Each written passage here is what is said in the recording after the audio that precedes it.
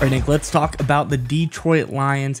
Disappointing how things ended, but we move on. We see how this team is rebounding, rebuilding, and they have now gotten a new coach on the staff that I think is going to help them tremendously, especially in a place of need. Let's get into the article and talk about it all on the other side. This is from NBC Sports. Says the Lions are hiring Deshae Townsend as their defensive passing game coordinator and cornerbacks coach.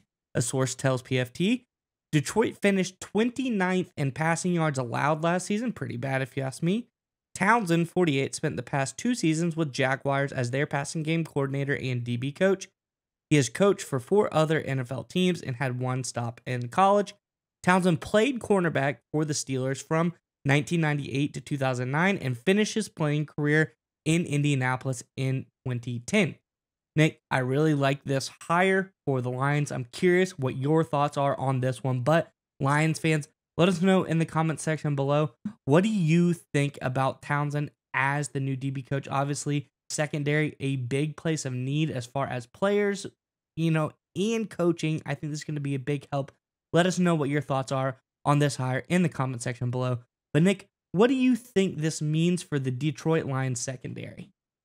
Well, Miles, you know me, and you know on this channel, right? Anyone who watches it regularly, I love seeing moves that teams make, especially in the offseason, and try and think about some historical context. So when I saw this move, the first thing that jumped out at me is like, okay, the Lions aren't being complacent. And I was reminded of the Andy Grove quote. Andy Grove was one of the founders of Intel in the 1950s. Grove, a lot of people who don't know, basically is the reason we have computers and smartphones. What he was able to do with microchips, he got that whole thing started from an engineering perspective at Intel.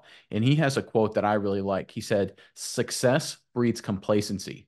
Complacency breeds failure. Only the paranoid survive." It would have been easy for the Detroit Lions to look at their roster and coaching staff after the NFC Championship game and saying, listen, we outplayed the 49ers for 2+ quarters. We can just keep things status quo. We can just run it back. We can be complacent.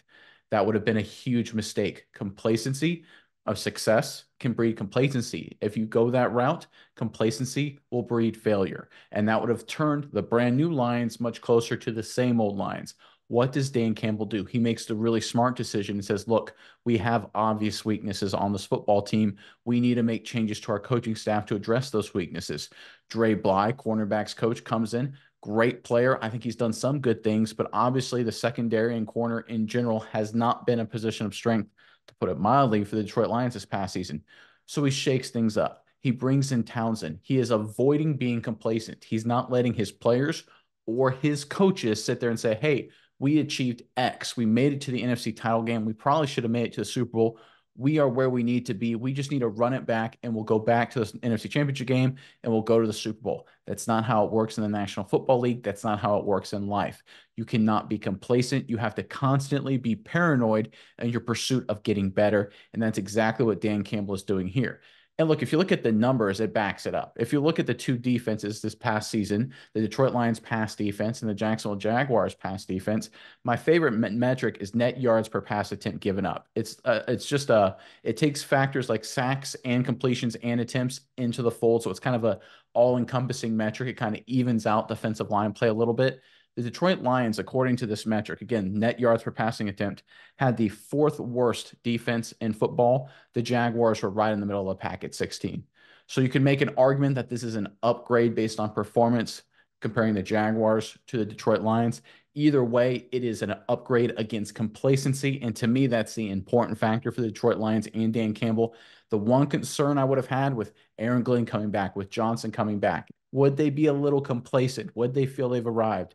Dan Campbell's latest move here is a sign that they don't feel that way. And to me, this is the best news Detroit Lions fans could possibly get.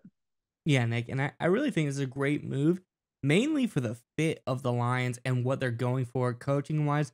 Dan Campbell loves a player coach, a guy who played, who comes onto his staff. Townsend definitely fits that build. And when you look at the Jaguars secondary as well, Cisco, a young guy, came in 2021. Johnson, also a young guy, came in 2023.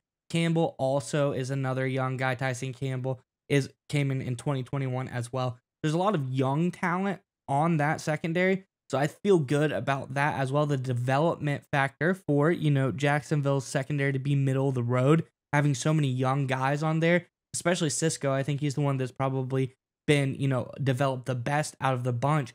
I think this shows well for Townsend being able to do a lot with such a young group of guys out there. So I think this is really a great move for the Lions, who are a young team. I'm sure they're going to get even younger, especially at the secondary position when they're going to keep drafting guys, keep guys coming in. We know they got the Alabama safety as well in there. They're going to Yeah. work him in. So that's another young guy that can develop under Townsend as well.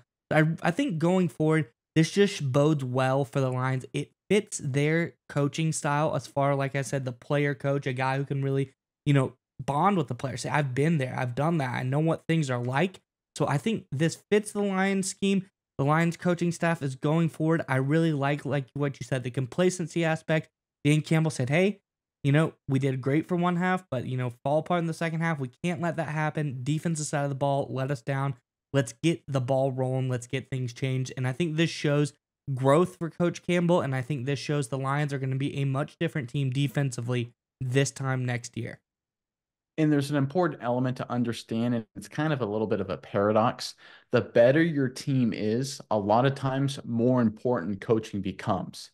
And usually the reason why is because you're spending a lot of money to keep your quality veterans and you're drafting later in the first, second, third round for all of your picks in the draft. If you're a bad team, you're always picking in the top 10, the top 5, the top 12, right? You usually have a lot of salary cap space because a lot of veterans don't want to come play for you. So as you have an element where it's usually easy to quickly turn things around talent-wise. But once you're a good team and you make deep playoff runs like the Lions are, it's a lot harder. You have to rely more on coaching. You have your coaches turn guys that were picked 28th in the first round to play as good as guys picked 8th in the first round.